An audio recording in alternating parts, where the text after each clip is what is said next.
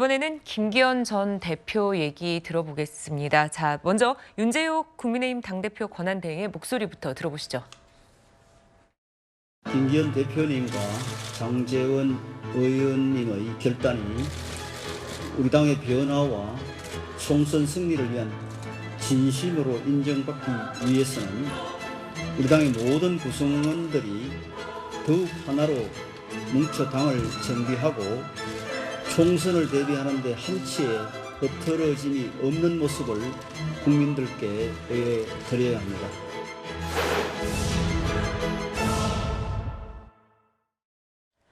네, 장제원 의원 불출마 선언 이후 거센 거취 압박을 받아왔던 김기현 전 대표. 결국 기자회견도 없이 SNS를 통해서 사퇴를 선언했습니다. 이현정 의원님, 네. 정치권에서 여러 해석이 나올 수밖에 없지 않을까요? 저도 저런 모습은 참 처음 봅니다. 네. 솔직히 여당의 대표가 본인의 어떤 중요한 거치인 대표직 사퇴를 하면서 저렇게 페이스북에만 또 올리고 국민들에게 얼굴도 내비치도 않는다?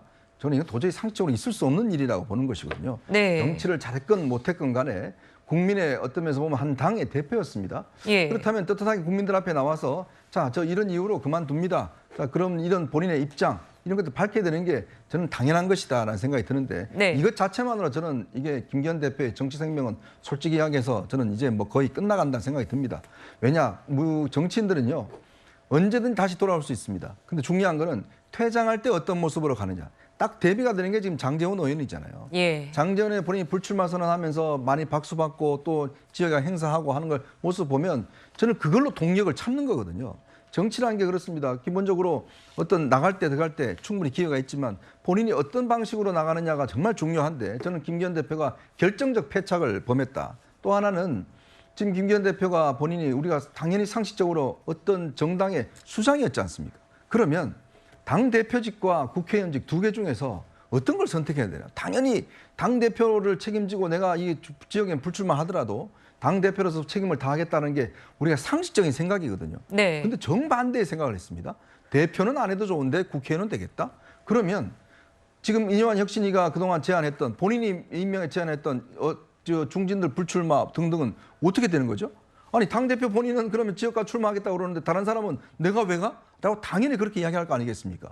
그러니까 혁신위를 정면으로 거부한 거예요. 네. 그거는 용납할 수 없는 일이죠. 근데 그거를 본인은 생각했다는 것 자체가 저는 납득이 되지 않는다. 그래서 아마 대통령실도 굉장히 당혹스러워하는 것 같습니다. 왜냐 당대표가 아니 뭐 이 당 지고 말고 나는 상관없고 나는 내 지역 따뜻한 데 가서 그냥 국회 한 번 더 하는 게 내 성원입니다. 라고 하는 게 국민들에게 어떻게 비춰지겠어요? 이미 이 정당은 지는 정당이라는 걸 국민들에게 선포하는 거랑 마찬가지 아니겠습니까?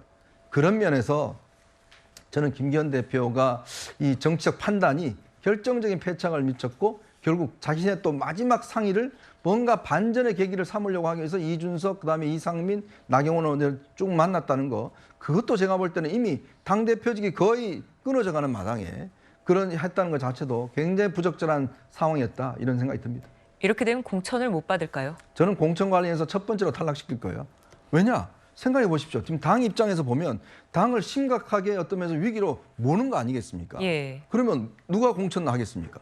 다른 사람들한테는 그만두라고 이야기를 하는데 희생하라고 이야기를 하는데 당대표는 내가 대표직 던졌으니까 나는 국회의원만 달라? 도대체 그게 명분 있는 이야기일까요? 제가 공천관리위원장이라면 저는 공천 안 할 겁니다. 네. 자, 말씀하신 것처럼 김 전 대표는요, 거취 결정을 앞두고 이준석 전 대표, 무소속 이상민 의원과 연달아서 만났습니다. 정혁진 변호사님, 의미를 찾자면 어떻게 찾을 수 있을까요? 참 찾기가 힘들어요. 왜 네. 이준석 전 대표나 이상민 그 의원 무소속 되셨지만 왜 만났는지 모르겠는데 만약에 그냥 그 지금 조금 전에 이현종 의원님 말씀하신 것처럼 내가 울산에서 출마를 하지 않겠다. 그런데 당대표로서의 역할은 계속하겠다. 그랬다라고 하면 이야기가 되죠. 왜냐하면 예. 내가 계속 당대표 할 거니까. 그런데 아무래도 이제 뭐 이준석 전 대표 이런 사람들 나가는 거는 그 부담이 되는 거니까 조금이라도. 그다음에 이제 이상민 그 의원 받아들이는 거는 외연 확장에 도움이 되는 거니까 그러니까 그런 경우에는 만나는 게 그 의미가 있을 것 같은데 그런데 본인은 결국은 그 집권 여당의 대표를 던지고 난 다음에 울산에서는 그냥 출마하고 싶다 이 이야기잖아요. 그러면은 오히려 더 그 이미지가 생각이 바뀌어질 수밖에 없는 게 아니 그러면 지금 이준석 전 대표는 뭐 하고 있습니까? 그 신당 창당하고 그 탈당하고 뭐 그런다는 이야기잖아요. 네. 그러면은 이게 말도 안 되긴 하지만은 김기현 대표도 이준석 전 대표와 같이 신당에 합류하는 건가? 이런 오해까지 그 불러들일 수 있는 것인데 왜 저런 행동을 했는지 전 진짜 이해가 안 되고요. 네. 그다음 사실 요즘은 편의점 알바들도요. 만약에 그만둘 때 그냥 문자 띡 던지고 그만두면은 욕 먹어요. 근데 집권 여당 자리가 그 집권 여당의 대표 자리가 편의점 알바보다 더 가벼운 그런 자리입니까? 집권 여당 대표 자리가 울산의 일개 지역구 국회의원보다도 더 가벼운 자리입니까? 이러한 그 비판을 왜 스스로 자초했는지 저는 도저히 납득이 되지가 않고 이해가 되지가 않습니다. 네. 그런데 이런 상황에서요, 이준석 전 대표는요, 김 전 대표를 또 옹호하고 나섰습니다. 보면은 본인의 페이스북을 통해서 사퇴한 지 만 하루가 지나도록 감사 인사 한마디 남긴 사람이 없다라면서 이렇게 불만을 대놓고 표시를 했습니다.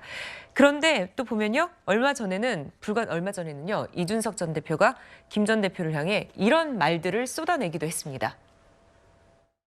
대한민국의 국민들이 이미 김기현 지도 체제를 평가하는 거는 어느 정도 끝났다. 저는 2주 봅니다, 길어야. 김기현 대표 2주 안에 문 닫을 것이다. 예언 틀렸지 않습니까? 억지로 생명연장의 꿈을 이어가고 있는 거죠. 메가 소울인인 거 제가 메가 삽질이라 그러지만은 그러니까 이게 억지로 버티니까 저런 일이 발생하는 겁니다. 예. 저는 김기현 대표가 그날 했던 말들을 생각해 보면은 굉장히 당을 위한 걱정을 많이 했다고 저는 생각해요. 저는 누가 나중에 당을 이끌던지 간에 김기현 대표에 대한 예우는 최대한으로 갖춰야 된다. 저는 그런 생각합니다.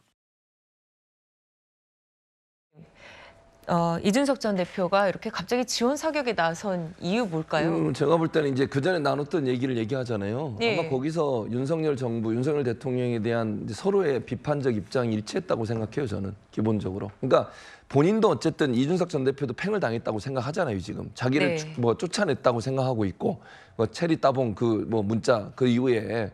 그러니까 김기현 대표도 그렇게 생각하지 않겠어요? 본인도? 그러니까 결국은 동변상련이 되는 거죠. 두 사람 다 윤석열 대통령으로부터 내침을 당한 사람.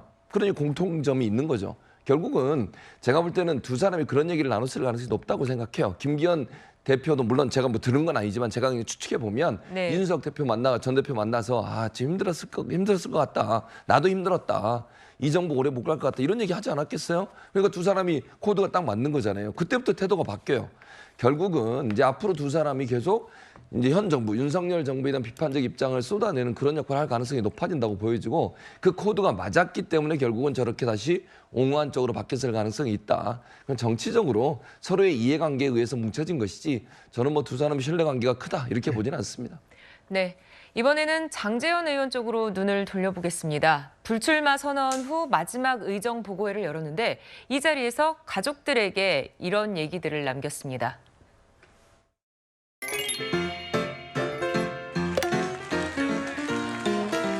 날 잘 키워줘서 고맙습니다. 어머니 99세까지만 살면 제가 반드시 재기하겠습니다. 집에도 안 들어오지, 아들놈 사고치지, 이런 여성이 참고 인내하고 하지 않았으면 이렇게 못했을 것 같습니다. 앞으로 또 선거할 것 같아. 근데 네, 박성규 의원님, 선거에 다시 나오겠다 이런 얘기죠? 당연히 그런 네. 행보죠. 아까 이현정 의원도 얘기했고 저도 그런 생각을 하는데 저 바둑은 잘 못 둡니다만은 바둑에 그런 게 있잖아요. 이 집 바꿔치기가 있고 사석 작전이라는 게 있어요. 내 집을 던져서 더 큰 집을 잡는, 대마를 잡는 거죠. 그러니까 지금 누가 봐도 장제원 의원은 얼굴 자체가 달라졌어요. 자신감 있고 9,000명 그때 버스 아웃두대 모아가지고 그때 한번 했잖아요. 그때 이미 자신의 위력은 보였던 것이고 이번에 던지고 나서 주변에서 역시 장제원이다 이런 얘기 나오니까 지금 엄청나게 지금 어깨에 뭐가 들어가 있습니다. 그런데 이런 걸 보면서 부산에 있는 제 지인들한테 얘기를 들으니까 차기 부산시장 선거는 상당히 장제원에게 가 있다. 물론 박형준 시장이 있고 지방선거 얘기하기는 이릅니다만은 벌써 그런 큰 그림을 그리고 있다고 하고 그런 여론이 형성이 되는 것 같아요. 그러니까 김기현 전 대표와 장제원 이 의원 사이에 야 같은 그런 어떤 행동을 했는데 이렇게 다를 수 있나? 김기현 전 대표가 네. 네덜란드 순방 중인 윤석열 대통령에게 모종의 전화를 받고 그때 뭐 이제 대표직은 유지하고 불출마하는 게 어떠냐 이런 전화를 받았고 이런 내용들이 보도가 됐어요. 자 그렇다면 윤 대통령이 얘기하지 않았는데 만약 그 통화가 사실이라고 한다면 예. 그럼 누가 그 얘기가 보도가 되겠을까요? 그러니까 이거는 누가 봐도 아 그럼 대통령과 혹시라도 뭔 통화를 했는데 그 내용을 언론에 대표라는 사람이 밝힌단 말이야. 이래가지고 지금 그 격앙이 돼가지고 뭐 공천도 주지 말아야 된다 이런 얘기까지 지금 나오고 있는 거예요. 그런 반면에 깨끗이 던지고 그러니까 이게 정치가 타이밍의 예술인데 예. 먼저 선점적으로 저렇게 하니까 장제원 의원의 위치가 뭐 제가 장제원 의원에 대해서는 참 정치를 잘한다 치고 빠지기 참 잘한다 이런 생각을 해왔는데 이번에 아주 그 백미를 보여줬다고 생각합니다. 네. 자, 장 의원 불출마와 또 김기현 대표의 사퇴, 이를 계기로 국민의힘이 인적 쇄신의 신호탄이 될 수 있을지 여기에 대한 관심도 높습니다. 당내에서는 친윤 핵심도 결단을 내려야 한다, 이런 목소리가 여전히 나오고 있는데요. 이현종 의원님, 네. 현재 분위기, 그리고 친윤 인사들의 전망 어떨까요? 저는 만약에 이제 한동훈 비대위원장이 될 경우에 강한 세대 교체 바람이 불 겁니다. 네. 그건 뭐냐면 지금 이 국민들의 이제 우리 정치에 대해서 어떤 불만과 또 이 여러 가지 이제 문제점을 지적하는 것들이 결국 이제 586의 어떤 그 기득권, 그다음에 이제 기존 영남 같은 경우는 영남 중진들의 기득권, 뭐 이런 것들이 이제 유지되고 있기 때문에 그런 측면들이 있거든요. 그런 것들을 기득권을 타파할 경우에 굉장히 호응할 가능성이 있습니다. 자, 그렇기 때문에 보통 우리 제가 이렇게 보면 최소 25%에서 한 35에서 40% 정도가 인적 이제 현역 교체율이 있어요. 그런 역대 국회가 항상 정당들이 다 그 정도는 해왔습니다. 네. 근데 오히려 지금 같은 경우에 한동훈 만약에 비대위원장이 될 경우에 저는 이 비율이 더 높아질 수도 있다. 왜냐? 네. 지금 사실 국민의힘 같은 경우는 그동안 저도 이렇게 보면 정말 영남 지역 의원들은 딴 세상에 사는 것 같아요. 솔직히 이야기해서. 뭐 서울 지역에 출마하는 사람들한테 아 요즘 그렇게 어려워? 왜 어려워? 뭐 이렇게 묻는다는 거 아니겠습니까? 그러니까 정말 이 서울 지역에 뛰는 사람들 이야기 들으면 속이 뒤집어질 이야기죠. 그러니까 자기들은 그냥 공천만 받으면 당선되니까 뭐 전혀 상관이 없다. 매주 제가 알기로는요, 이 영남 지역 의원들은요 목요일 날 지역구 내려갑니다. 네. 그리고 화요일 날 올라와요. 그리고 화수 목 잠깐 저 서울에 있다가 또 내려갑니다. 그러니까 이렇게 되다 보니 이런 방송이나 이런 데도 국민의힘 의원들 잘 안 나옵니다. 왜냐 다 지역에 가서 지금 표가를 해야 되니까요. 이제 그러니 국민의힘 입장에서는 뭔가 이게 지금 중앙 정치를 해야 되는 사람들이 전혀 이름도 제가 이번에 보니까요. 저도 정당 취재를 오래 했는데 처음으로 이름 들어본 의원들이 많더라고요. 그럼 그만큼 전혀 일반 국민들에게 안 알려지고 뭐 하는지도 모르는 사람들이 많다는 이야기거든요. 그렇다면 제가 볼 때는 아마 이번에 특히 이제 이 현역 의원들이 의원총회에서 저렇게 반발을 많이 한 이유도 결국 자신들의 기득권이 지금 침해당할 것 같기 때문에 하는 거거든요. 저는 이번 기회에 정말 제대로 활동했는지 여부들 이런 것들을 찬찬히 살펴서 정말 대폭적인 저는 물갈이가 필요한 게 아닌가 그런 생각이 듭니다. 네. 비대위 체제를 앞둔 국민의힘 내부를 좀 들여다봤습니다.